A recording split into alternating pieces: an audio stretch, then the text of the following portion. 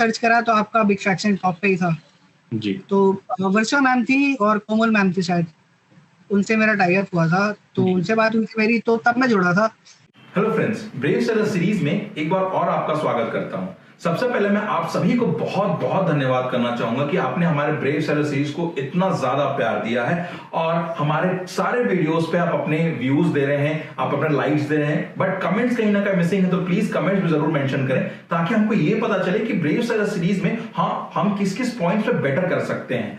आज हम एक और वीडियो लेके आए हैं जहां पे एक और सेलर से उनका ऑनलाइन एक्सपीरियंस हम समझना चाहेंगे। तो चलिए शुरू करते हैं। मैं रवि रंजन आपका बिग फैक्शन चैनल पे स्वागत करता हूं। चलिए इस वीडियो को देखते हैं।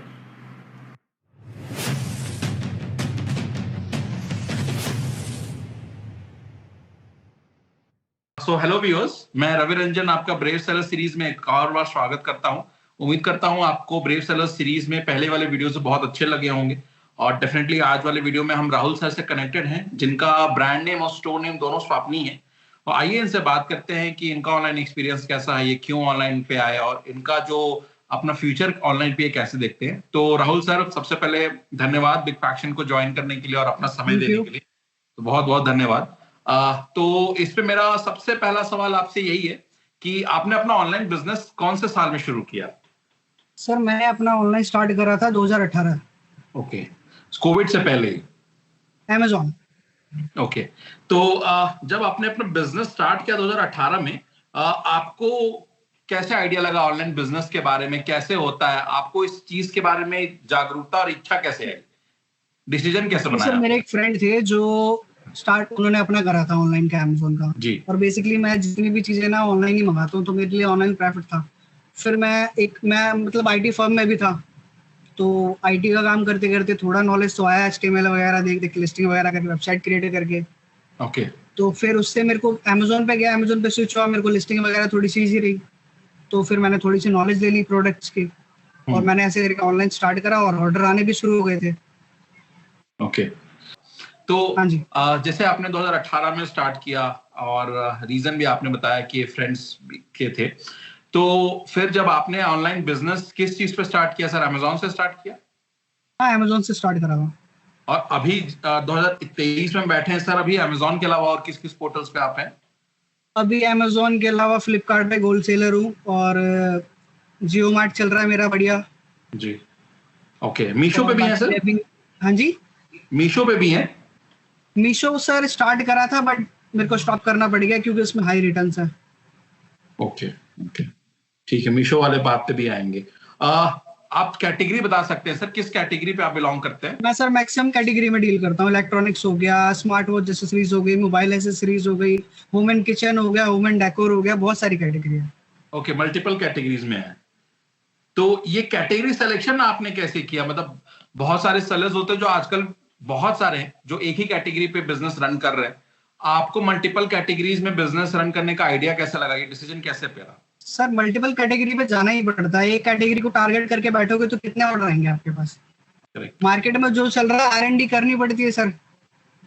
बिल्कुल, तो वो रिसर्च करके आप फिर मल्टीपल कैटेगरीज में जा रहे हैं। तो जब कैटेगरीज मल्टीपल है तो वेंडर्स भी आपके मल्टीपल होंगे सर, तो प्रोडक्ट प्रोक्योरमेंट और वो सब कैसे करते हैं?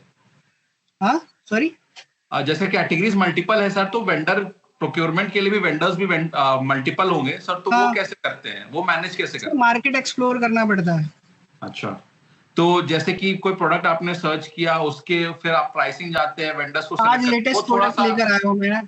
अच्छा, ये आई थिंक ट्रेंडिंग पे चल रहा है अभी, मसाज। ओके, जी जी जी, कहाँ? मेरे R&D का प्रोडक्ट है, आज ही लेकर आया हूँ मैं इसे। ओके, आज इस पे थोड़ी सी रिसर्च करेंगे, देखेंगे। तो इस पे एक चीज है सर कि जैसे कि एक कोई भी और सेलर पे जिस पे हम बात कर रहे हैं सर, फॉर एग्जांपल, तो वो सेलर जैसे बोलेंगे मल्टीपल है, तो आप उनको थोड़ा सा आइडिया दे सकते हैं कि सर कैसे आप वेंडर्स को सिलेक्शन कैसे करते हैं? बिकॉज प्रोडक्ट्स जब इतने हैं तो वेंडर सिलेक्शन भी बहुत मुश्किल काम है कि करेक्ट प्राइस में प्रोडक्ट मिलना, सही क्वालिटी जो मार्केट में जा रहा है वही क्वालिटी वो हमें दे रहे हैं कि नहीं दे रहे, ये सब आप कैसे सोचते हैं? मल्टीपल वेंडर्स के पास जाना पड़ेगा, उनसे बात करनी पड़ेगी, उनके प्रोडक्ट चेक करने पड़ेंगे, हर एक से एक एक प्रोडक्ट लेके आना पड़ेगा, सैंपल आपको खुद चेक करना पड़ेगा प्रोडक्ट क्या है क्या नहीं है, प्राइस किस प्राइस रेट पे मिल रहा है हमें, क्योंकि आज के टाइम में प्राइस कॉम्पिटिटिव है। अगर मार्जिन नहीं होगा तो फिर तो सेल करने का फायदा ही नहीं है। बिल्कुल बिल्कुल। तो मार्जिन, जैसे कि आप प्रोडक्ट मार्जिन रखते हो अपने सेलिंग के लिए, तो मार्जिन डिसाइड कैसे करते हैं आप? मतलब कि अप्रोक्सीमेट मार्केट रेंज देख लेते हैं किस प्राइस पे बिक रहा है, अगर उस प्राइस पे आप देखते हो, सारे डिडक्शंस को आप माइनस करके आप देखते हो कि आपके पास कैसे बच रहा है, क्या आपका प्रोसेस है? सर एक्चुअली क्या है, 35% तो इनका कमीशन चला जाता है। बिल्कुल। जो प्रोडक्ट है उसको साइड कर देते हैं, फिर अपनी पैकिंग कॉस्ट, प्रिंटिंग कॉस्ट है वो भी लेस कर दो, और जी 1% हम चांस मान लेते हैं, जो 10 प्रोडक्ट भेजेंगे उसमें से 3% तो रिटर्न भी होगी, तो वो भी साइड कर दो। उसके बाद जो अपना आ रहा है वो अपना प्रॉफिट है। बिल्कुल। जैसे कि आप अभी जो भी ब्रांड सेल करते हैं सर, आप अपने ब्रांड नेम से सेल करते हैं, तो उसका पैकेजिंग का डिसीजन कैसे बनाया कि ऐसे पैक होके जाना चाहिए? तो पैकेजिंग पे आपने कैसे अपना फैक्टर को रिजॉल्व सर किया? एक्चुअली इस लाइन में आने के बाद थोड़ा बहुत फोटोशॉप भी सीखना पड़ता है। जी। आपने बोला कि खुद भी डिजाइन किए, तो आपको उससे सेटिस्फैक्शन आया सर खुद ही डिजाइन करके? बिकॉज आप इस लाइन में, आपने बोला आईटी सेक्टर में पहले से भी थे, आपने वेबसाइट पे वर्क किया सारे कुछ, तो आपको हाँ हाँ, आइडिया था पहले से। ठीक है। पहले से तो आइडिया होता है, और जिनको नहीं होता वो थोड़ा सफर करते हैं, बस सीख जाते हैं। सीख जाते हैं, बिल्कुल, क्योंकि खुद का बिजनेस है तो खुद का बिजनेस बहुत कुछ सिखाता है। हाँ तो जैसे कि अब मैं बात किया इन्वेंट्री लाइन की, अब अलग अलग प्रोडक्ट्स है, जैसे आप बोले रिसर्च करना पड़ता है, आर&डी करना पड़ता है।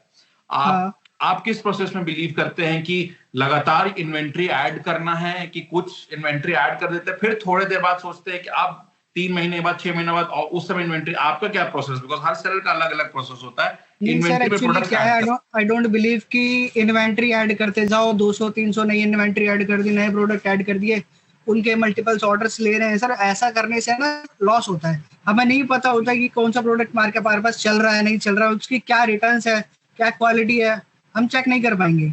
बिल्कुल। तो बस आप सारे प्रोडक्ट तो हम सेल कर नहीं सकते। तो आप प्रोडक्ट्स रेगुलरली ऐड करते हैं सर? हाँ जी। तो आप प्रोडक्ट्स रेगुलरली ऐड करते हैं कि टाइम ले नहीं लेके नहीं, फिर ऐड करते मैं रेगुलरली ऐड नहीं करता हूँ। मैं वीक में 1 या 2 दिन होता है जिस दिन मैं लिस्टिंग करने बैठता हूँ, लिस्टिंग भी मैं खुद ही करता हूँ। हैं? Okay okay.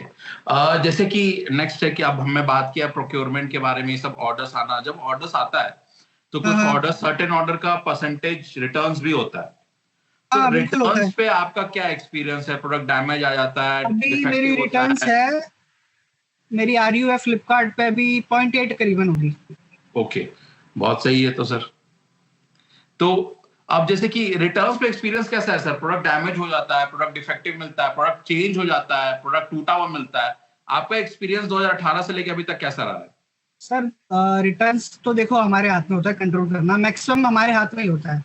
जी कई सेलर होते हैं वो पैसे कम बचाने के लिए, या कम मार्जिन होता है उनका, 1 रुपए 2 रुपए मार्जिन पे सेल करते हैं, तो मैं ऐसे प्रोडक्ट सेल ही नहीं करता जिन पे बिल्कुल मार्जिन कम हो।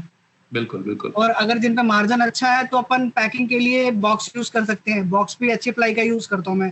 मेरे पास जो बॉक्स है वो 3 प्लाई का बॉक्स है, उसके ओके अंदर बबल भी मैं हाई क्वालिटी यूज करता हूँ। Okay okay. कस्टमर के पास डैमेज पहुंचेगा नहीं तो वो रिटर्न होगा नहीं। रिटर्न नहीं होगा, बिल्कुल। आपने जब वीडियो में स्टार्ट में बताया था मीशो पे आपने बंद किया बिकॉज रिटर्न्स बहुत ज्यादा थे, तो क्या हाँ चैलेंजेस फेस कर रहे थे आप मीशो से रिलेटेड में बात करूं तो? सर, इनका जो क्या कहते हैं कोरियर सर्विसेज है, इनका अपना नहीं है, third party courier service use कर रहे हैं। जी जी जी। अब वो थर्ड पार्टी का है कि उनका कोई टाइम नहीं होता। कोई ई कॉमर्स हो गए, वो 9 बजे आ जाएंगे पिकअप लेने, तो सर 9 बजे तो ऑफिस भी नहीं खुलता, वो तो हमारे लिए भी पॉसिबल नहीं है। बिल्कुल बिल्कुल। और शाम को 7 बजे आएंगे पिकअप लेने, तो उस समय भी ऑफिस क्लोज हो तो जाता है। इनकी मैनेजमेंट अच्छी नहीं है। बिल्कुल। तो रिटर्न्स ऐसा भी आता है कि सर आपके लिए दिखा कि नहीं प्रोडक्ट चेंज हो गया ये तो, या फिर ऐसा लगा कि प्रोडक्ट जैसा गया वैसा आ गया, या फिर डैमेज करके दे दिए, ऐसा भी रिटर्न्स रहा नहीं सर, है? एक तो डैमेज प्रोडक्ट आते हैं, ऊपर से मैक्सिमम प्रोडक्ट होते हैं इनके कैंसिल पैकेट होते हैं। मतलब यहाँ से निकाल दिए तो कैंसिल हो गए, रास्ते में गए तो कैंसिल हो गए, कस्टमर के पास पहुंचे तो कस्टमर ने रिजेक्ट कर दिया। ओके। तो वो सब कभी कभी कभी नहीं आता है शायद वो प्रोडक्ट्स, करेक्ट ना? हाँ तो मीशो में फिर लॉस बेयर करना शुरू किए, ठीक है। सर एक बहुत ही अहम सवाल है, जैसे कि 2018 में अपने बिजनेस स्टार्ट किया कोविड से पहले, जब कोविड आया 2020 में और पैंडेमिक बहुत एग्रेसिव तरीके से इंक्रीज हुआ 2021 में, तो हाँ हाँ। उस समय में आपके पास भी ऑर्डर्स काफी ज्यादा रहते थे, उस समय को आप कैसे समझते हैं? ई कॉमर्स के लिए वो समय कैसा था?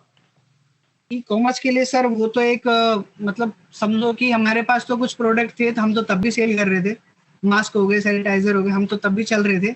जी बट मैक्सिमम जो प्रोडक्ट है वो मैक्सिमम कैटेगरीज जो सेलर्स की थी उन्होंने बंद कर दिया था, तो उनके लिए आई थिंक बैकअप हो तो बेटर है।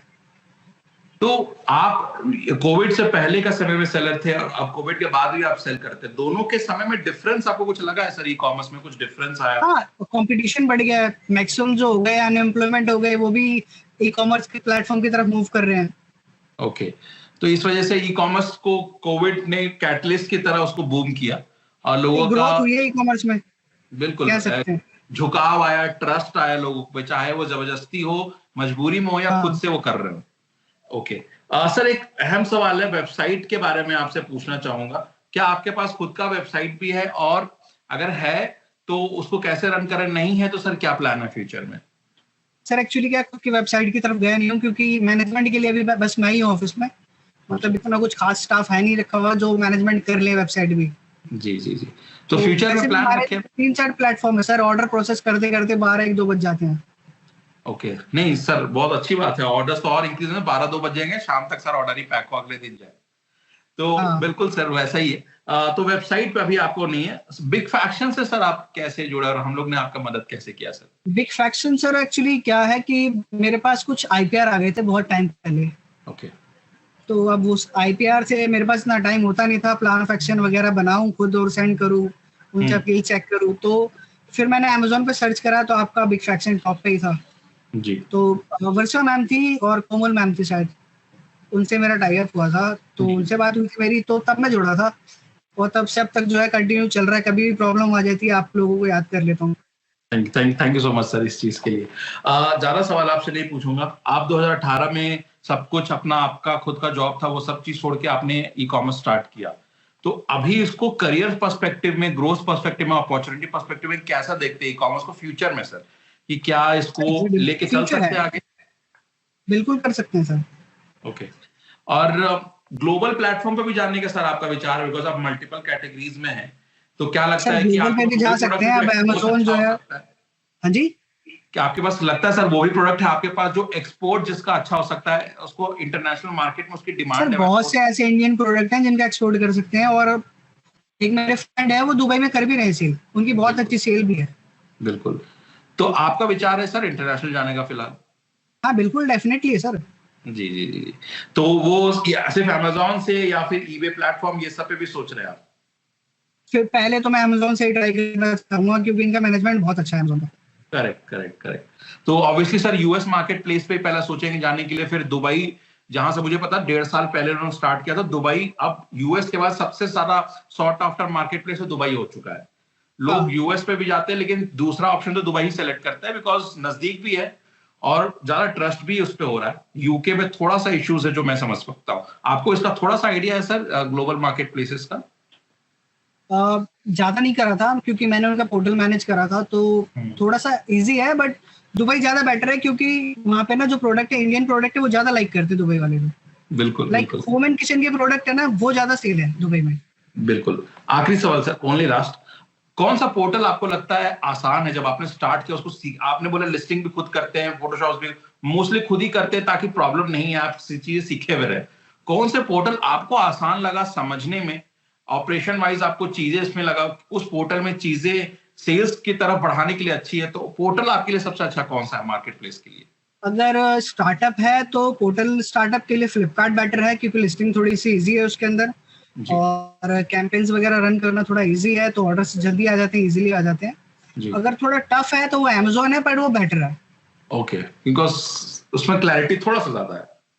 हाँ, उसमें रिटर्न्स कम है। जी। थैंक यू राहुल सर, आपने बहुत समय दिया, इसके लिए बहुत धन्यवाद। उम्मीद करता हूँ डेफिनेटली आगे सेल्स फ्रंट पे हम लोग जरूर बात करेंगे आपसे और अच्छी तरह से इनसाइट्स लेने की कोशिश करेंगे, बट आज के लिए सर इतना ही। हमसे जुड़ने के लिए बहुत धन्यवाद sir. Thank you sir. Thank you sir.